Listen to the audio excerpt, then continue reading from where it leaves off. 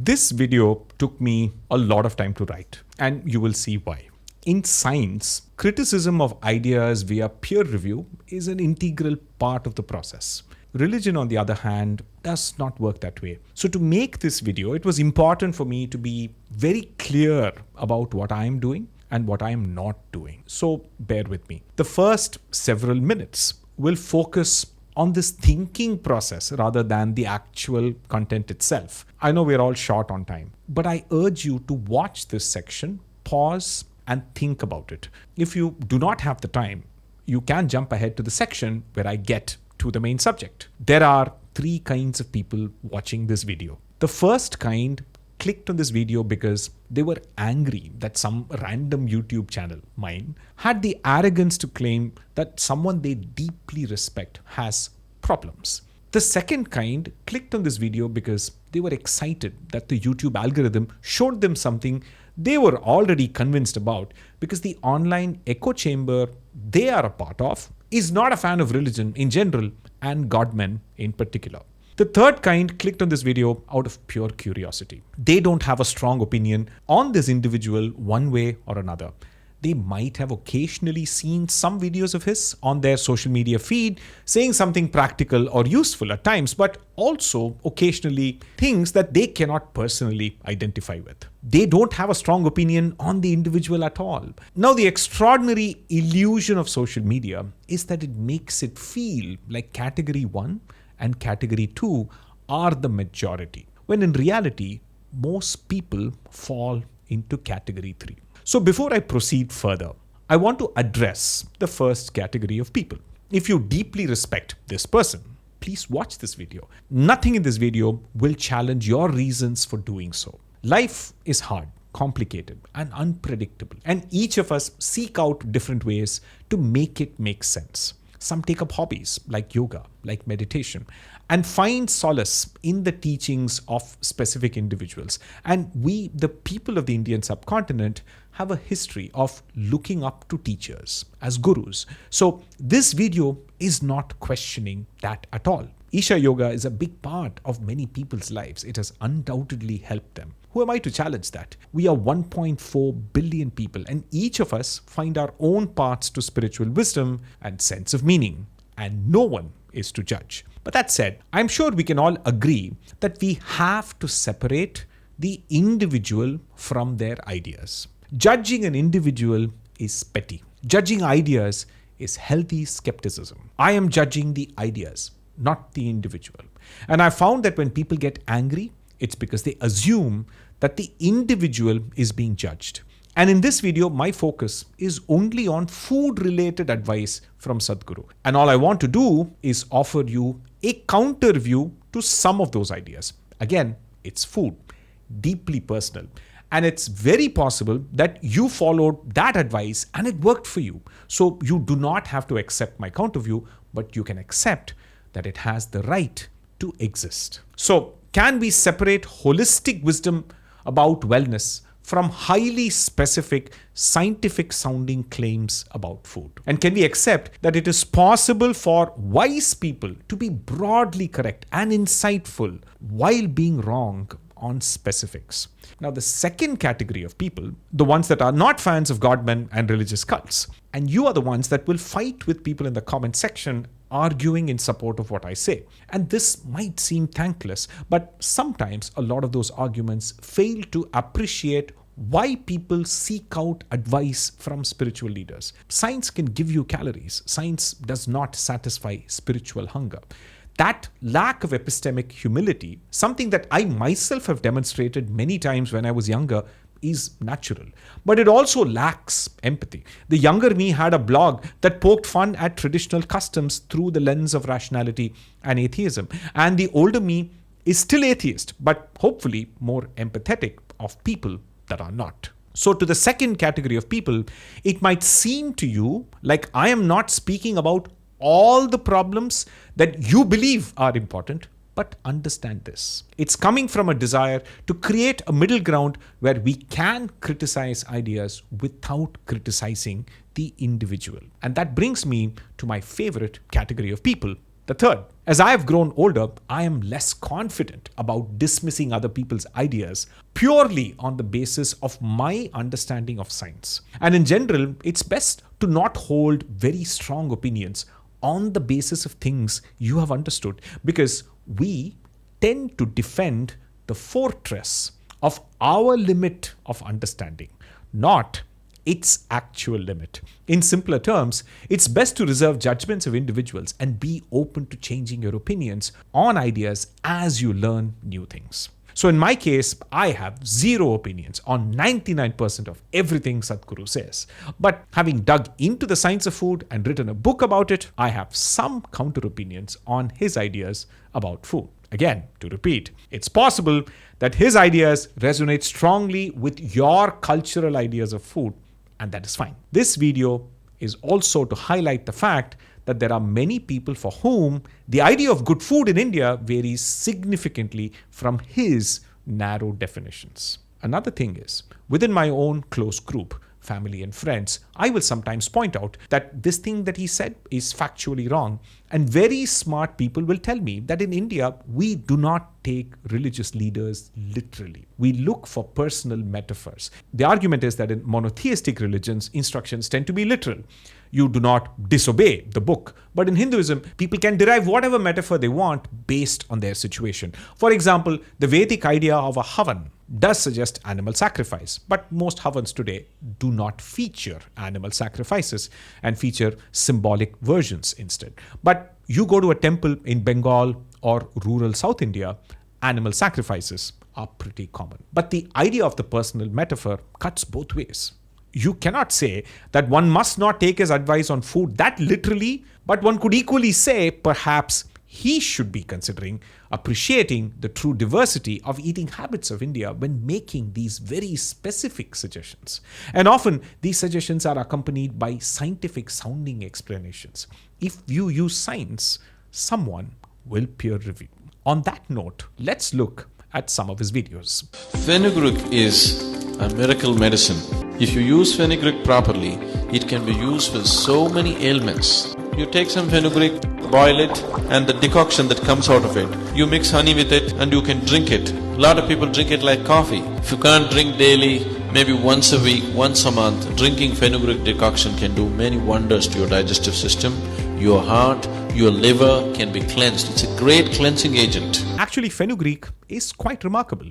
It has a lot of beneficial flavonoids, and as part of your regular diet, a fantastic thing to consume. So no argument there. There is also some evidence that it has blood sugar lowering abilities and has been shown to protect kidney function, at least in rats. But at the same time, overconsumption also risks liver damage due to the presence of coumarins. But that's not really the issue. Drinking fenugreek decoction occasionally is probably not going to harm you. But the problem here is the claim that it will cleanse your system. That is not how our body works. Only your liver and kidney detox you. Fenugreek or any other detox drink will do absolutely nothing. When we generally eat less food and enough micronutrients, your body will detox itself. The problem with hyping up single ingredients like this is that it gives people the excuse to have a poor diet and then drink fenugreek decoction to detox, and that does not work. And if you're drinking fenugreek to lower your blood sugar and then adding honey to it, as recommended by this video, you are going to spike your blood sugar. Honey is sugar.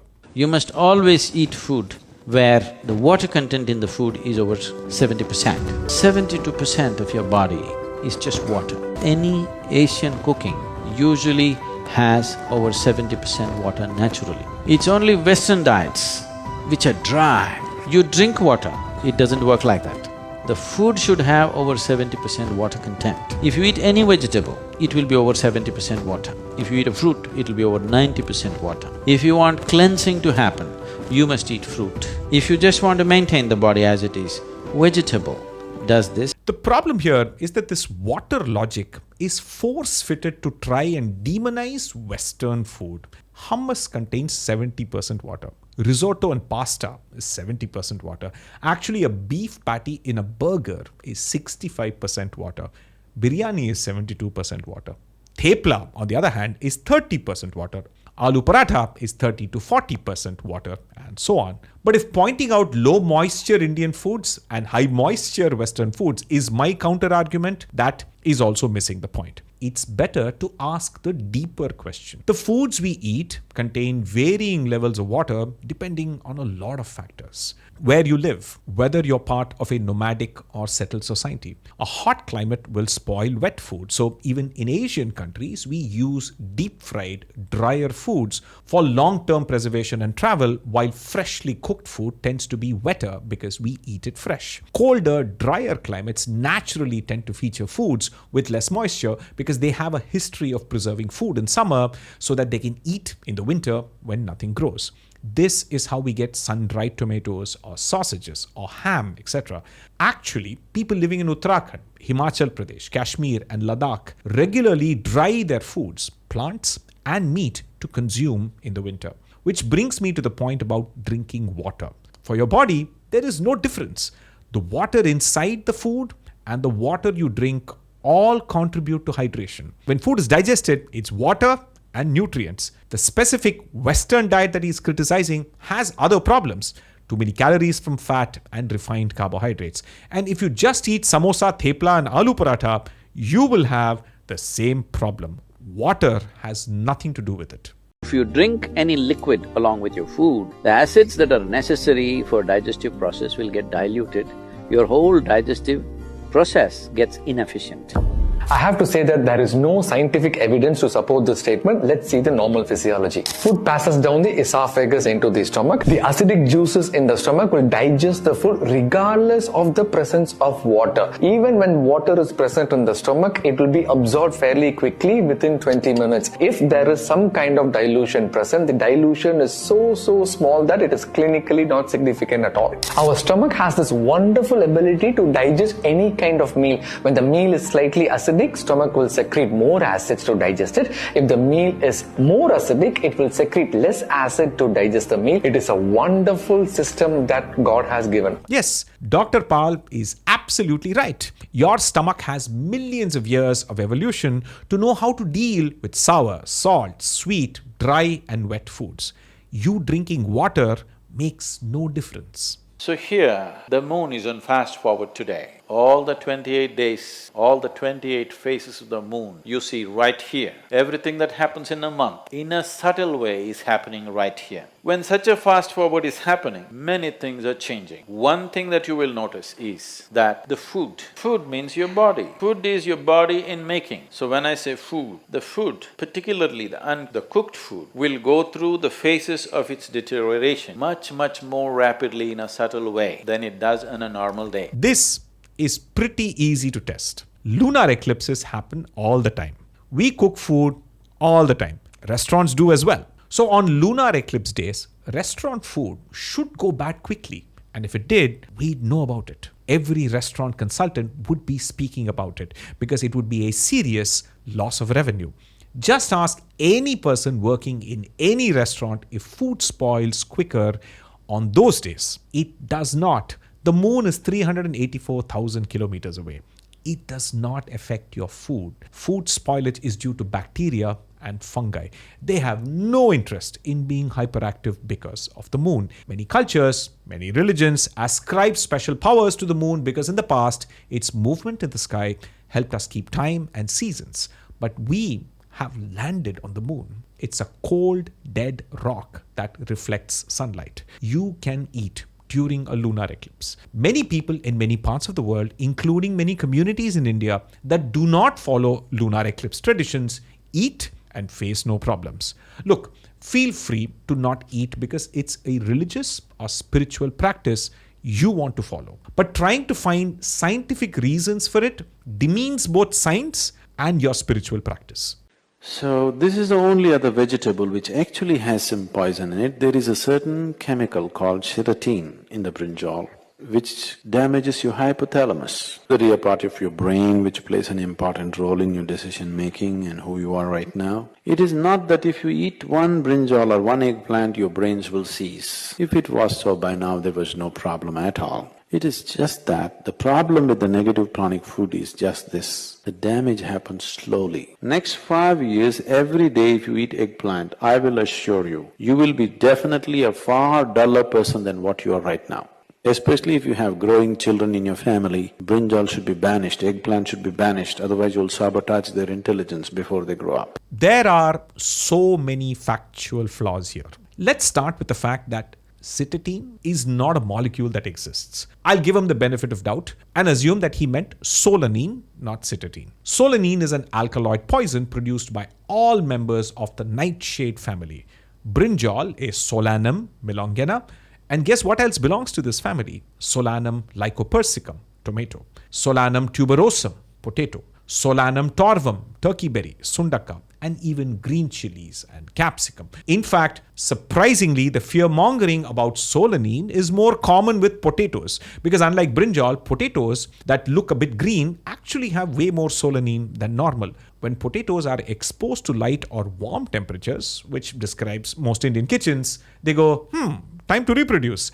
Except it's not this kind of reproduction, but more like this. They are programmed to produce green shoots when the condition is right. So the green color you see is just chlorophyll. However, to protect these new baby plants, the potato produces an alkaloid poison called solanine, mostly around the sprouts and on the skin. So if you cut out the sprouts and peel the skin, you are already removing most of the solanine. And people have been doing that for ages safely. And that is potato. Brinjal and tomato produce far less solanine than potatoes. So this entire claim is factually wrong at every level. Brinjal has one of the highest levels of antioxidants among vegetables and is one of the healthiest things you can eat. Please enjoy your brinjal. One simple thing all you girls can do is just bring 40 to 50% of the food in its raw form, that means it's alive. It must be a live cell, it can be a vegetable, it can be a fruit, it can be a nut, it can be sprouted gram. At least 40 to 50%, the food that you eat must be alive. You eat dead food and you want to live, this is a little difficult thing because you have to raise the dead now. When you cook the food, to digest the food, all the ingredients necessary for digestion are not in the body alone. The food also brings these enzymes. When you cook the food, you are largely destroying these enzymes. Minus the enzymes when you eat, now the body has to struggle to reconstruct that part that has been destroyed and then only it can digest. Normally first 1.5 hours after eating, it tends to take the body down. After that slowly, it recovers. Have you noticed this? I'm sorry, but this is actually bad advice from a basic nutritional science standpoint. We are humans because we cook our food. Cooking is what allows us to increase the bioavailability of nutrients that are locked up inside plants. Remember, plants don't want us to eat them, with the exception of fruits. So 40 to 50% of your diet being raw is not a sensible idea. Most raw foods contain a lot of anti-nutrients and will prevent the absorption of essential nutrients. For example, carrots and tomatoes are way more nutritious after being cooked than when raw. Salads are healthy, but if you eat a lot of it, you're risking kidney stones and other deficiencies. And in India, raw food comes with other risks, contamination, etc. So, by all means, eat fruits along with your cooked meal. Eat salads along with your cooked meal. If you eat positive pranic food, energy will reverberate in a dynamic way. Particularly, some of the things were very positive are the ash god. The ash god is very highly positive. I think these days you're only hanging it in front of your house or breaking at 3 corners of the road and giving it to the buffalo, but you are not eating it. No, this is to be eaten. Because the vegetable has such high pranic energy, you put it in front of your home so that there is nice energy. But if there is so much energy to it, isn't it good to put it into you? The number of cancerous cells in your body will dramatically come down and you will see clearly the sharpness of your intellect will enhance itself. I don't know about you, but creating a caste system of food like Satvic, Rajasik and Tamasik, or as he says, positive, neutral and negative pranic energy, is that it feels inconsiderate to the diversity of diets in India. If you happen to be in the 20 to 30% of the population that is vegetarian, you will immediately identify with this advice. But why should some foods be considered better than others? Sure, an ash gourd is good. I eat it in sambar. But on other days, the sambar has onions, carrots, and capsicum, and sometimes even brinjal. All vegetables are good for you. They're high in fiber, high in micronutrients, and low in calories. And even if you were to take one metric, like say amount of micronutrients, the capsicum, brinjal, garlic, or onion is way more nutrient dense than ash gourd. So on what basis are we putting ash gourd in some premium category while super healthy vegetables like garlic and onion are said to be tamasik or negative pranic energy? There is no dearth of truly wise people that consume what he calls foods with negative pranic energy. And again, in the interest of healthy skepticism, I want to remind people of the idea of falsifiability, a concept that even finds a place in Indian Nyaya philosophy. If you are going to claim that something has pranic energy, that has to be observable and measurable. Just saying it made me feel good is not good enough evidence. And I'll tell you why. Many times, people will drink ash gourd juice as a habit along with many other good habits, like eating less food in general, doing yoga, and being more stress-free. All of those other things, benefits, add up. But we tend to credit one juice for it. And that's why it works for me is not evidence. What does the science say? It says ash gourd is fine, like any other vegetable. Actually, some of the claims like it reduces sugar spikes, etc., no evidence. Bitter gourd actually has an effect on your blood sugar. So again, I don't think we need a caste system for food. What we eat is a product of local culture that evolved under the influence of local geography. If you live by the sea, you eat seafood. If you live in the mountains, you eat more animals. If you live in the desert, you eat cactus. It does not make sense to take a few foods that are local to one small part of India and declare that to be Satvic and everything else to be unacceptable. I don't have a turban or a long beard, but hear me out. If you actually want to classify food in a hierarchy, I have an idea for how to do it in a way that is acceptable to all people in India. Satvic or high pranic food is whatever you cook at home based on your traditions, including leftovers in the fridge, including meat and seafood, and silkworms in Northeast India. Rajasik food is when you eat out in a restaurant or order food from Swiggy, Zomato. It has 3 times more calories than home-cooked food, and you need to consume in moderation. It's delicious, but it's high fat. Tamasik food is ultra-processed and comes out of a packet or has lots of sugar and fat without fiber. Chips, mithai, etc. Things that are pure indulgences for very special occasions. You do not have to accept my suggestions, but it is more inclusive of the diversity of Indian eating habits. The problem with his and many other godmen's classification is that a fishing family from coastal India eating a home-cooked dinner of small fish cooked in a gravy with red rice is considered tamasik and having negative pranic energy. Why? In every scientific sense of the word, that is a fantastically healthy meal. Are you vegetarian or non-vegetarian? I'm a humanitarian. Humanitarian? I don't think it's humanitarian to judge what people eat. I don't think it's humanitarian to force one small narrow idea of good food on everyone. I don't think it's correct to claim that vegetarian choices increase intellect, while the seafood eaten by Nobel laureates from Bengal is making them duller. I don't think it's humanitarian to aggressively promote plant-based choices on a majority of the population that gets protein, something that most Indians do not get enough of from various animal sources, sustainably over thousands of years. Many get it from milk, many from poultry and eggs, many from seafood, and others from goats, pigs, and cows, and silkworms. The vast majority of Indians do not kill animals for pleasure. They do it for basic nourishment. It's not humanitarian to describe their choices as being cruel. So in summary, a lot of the food-related ideas from Sadhguru, 1, take a very unscientific stance. Many suggestions are not backed by scientific evidence. There is an anti-intellectual stance while sounding intellectual. It has taken thousands of scientists 2 centuries to make the progress we have in understanding how our body works. To claim that, no, our ancient people knew better sounds patriotic but is ultimately silly because ancient people died from infectious diseases for which we have vaccines now. They died from simple wounds that became septic. In the 1960s, the government of India sent doctors to the foothills of the Himalayas where a lot of children had swollen thyroid glands and cognitive impairment because their diet lacked iodine. We just gave those kids iodized salt and this problem was fixed.